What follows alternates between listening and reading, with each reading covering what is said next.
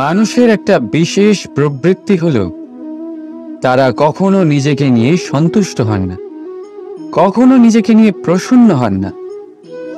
যা আছে তার থেকে বেশি পেতে চান, যা পেয়ে গেলেন তার থেকে আরো বেশি পেতে চান। নিজেদের জীবনে বদল,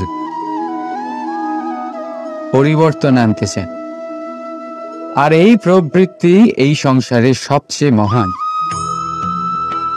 কারণ এই প্রবৃত্তির জন্যই সংসারের বিকাশ হয়।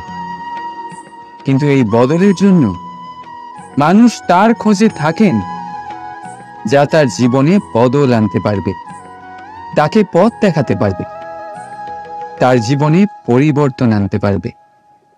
আর তাই মানুষ সংসার জুড়ে তাকেই খোঁজেন যিনি তার পাশেই আছেন।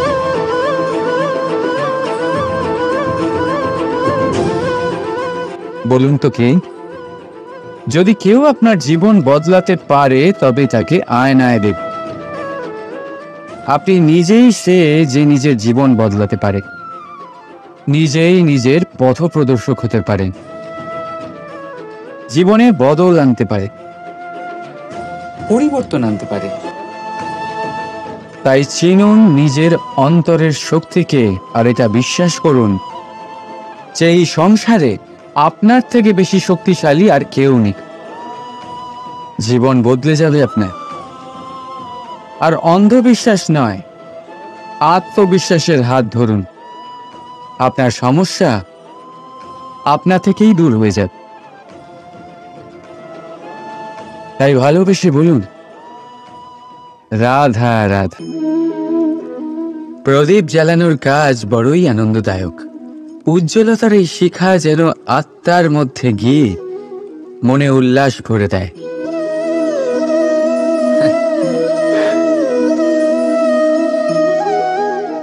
এই আমি কি করলাম?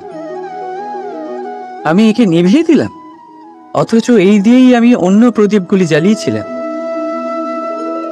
কারণ যতক্ষণ এই শিখা অন্য প্রদীপগুলিকে জ্বালাচ্ছিল ততক্ষণ এই নিজেও জ্বলছিল। কিন্তু যেই ও এই কাজ করা ছেড়ে দিল তখন একেও নিভতে হল।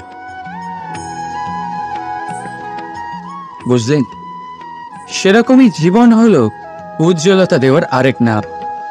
যদি জীবনে শুভ কাজ করেন, অপরের উপকার করে, অন্যদের সহায়তা করে, তাহলেই জীবিত থাকবেন। আর যেদিন এই কাজ করা আপনি বন্ধ করে দেবেন, শ্বাস প্রশ্বাস নেওয়া সত্ত্বেও মৃত হয়ে যাবেন।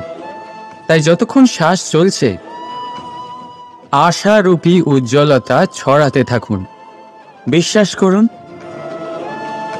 মৃত্যুর পরেও আপনি অমর থাকবেন। তাই ভালোবেসে বলুন, রাধা রাধা। যবে থেকে জীব প্রাণের অস্তিত্ব পেয়েছে তবে থেকেই আরো একটি শব্দ জন্ম লাভ করেছে, সংঘর্ষ। জন্মলগ্ন থেকেই মানুষকে বাঁচার জন্য সংঘর্ষ করে যেতে হয়। কখনো নিজের লক্ষ্যে পৌঁছবার জন্য সংঘর্ষ করতে হয়, আর কখনো যা পেয়েছেন তাকে রক্ষার জন্য সংঘর্ষ করতে হয়। কিন্তু প্রত্যেকে একই অভিযোগ করে যে সংঘর্ষ করার সময় ভীষণ কষ্ট হয়। আপনি যোদ্ধা হলে প্রহার আপনাকে সহ্য করতেই হবে।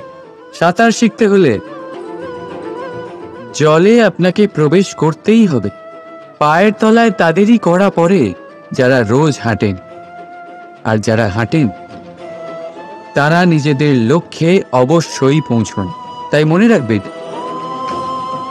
জীবন ততক্ষণই আছে যতক্ষণ কর্ম করবেন। তাই সংঘর্ষ করতে থাকুন, কষ্ট ভুলে যান, আর আমার সাথে ভালোবেসে বলুন, রাধা রাধা। মানুষ সর্বদা ফলাফলের কথা ভাবে, যে আমি যা করতে চলেছি তার ফল কি হবে, তার পরিণাম কি হবে। কিন্তু এর চিন্তা কেন? কারণ কর্ম যদি শুভ হয় তাহলে তার পরিণাম খারাপ হতেই পারে না। শুভ চিন্তা নিয়ে যারা কর্ম করেন তাদের ফলের চিন্তা কিসের? যারা ফুল বিক্রি করেন তাদের মাঝে সাঝে কাঁটা নিশ্চয়ই ফোটে, কিন্তু সুগন্ধ তাদের হাতে থেকেই যায়। এদের সন্ধানে কয়লার খনিতে নামা ব্যক্তি কালিমা লিপ্ত হয়ে গেলেও তার হাতে হিরে অবশ্যই থাকে।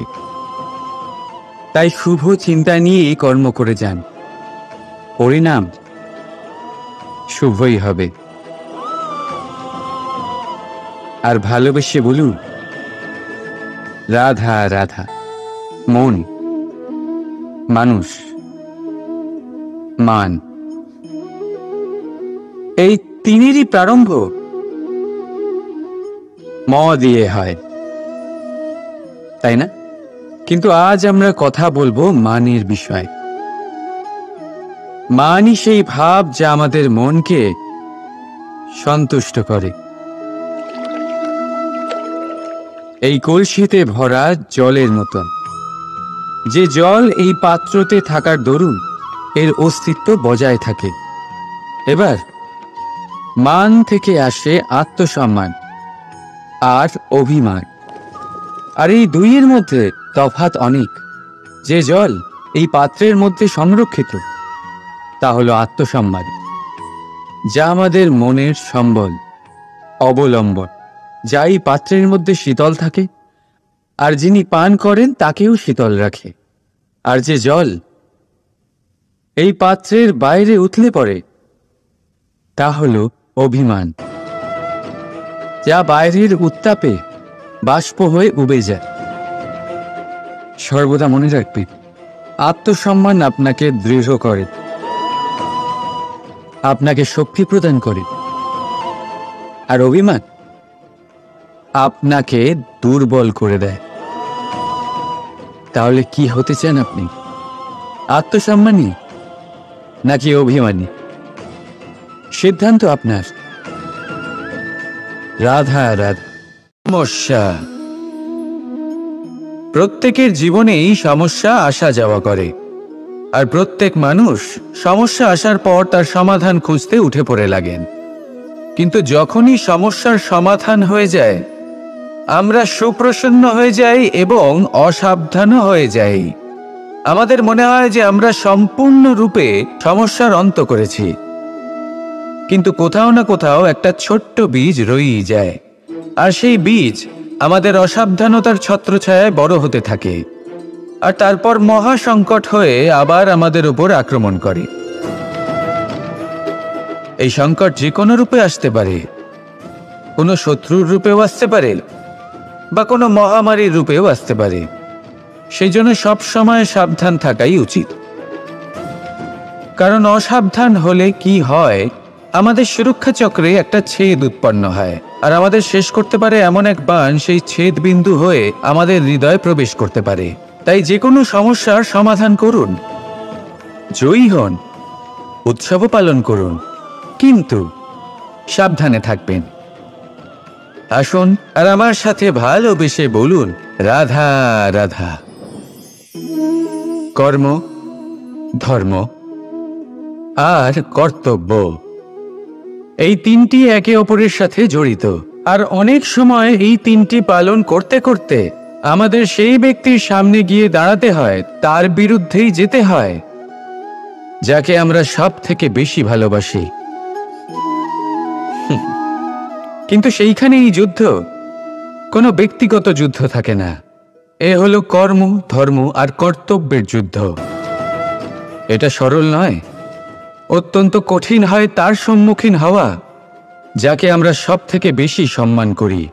কিন্তু আমাদের তো আমাদের ধর্মের পথে চলতেই হবে, কারণ আমরা কর্মবদ্ধ, কর্তব্যবদ্ধ, আর এটাই করা উচিত।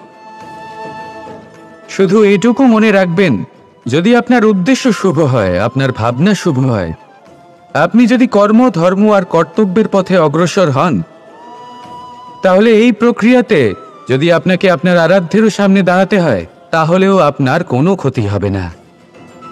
তাহলে আসুন আর আমার সাথে ভালোবেসে বলুন, রাধা রাধা।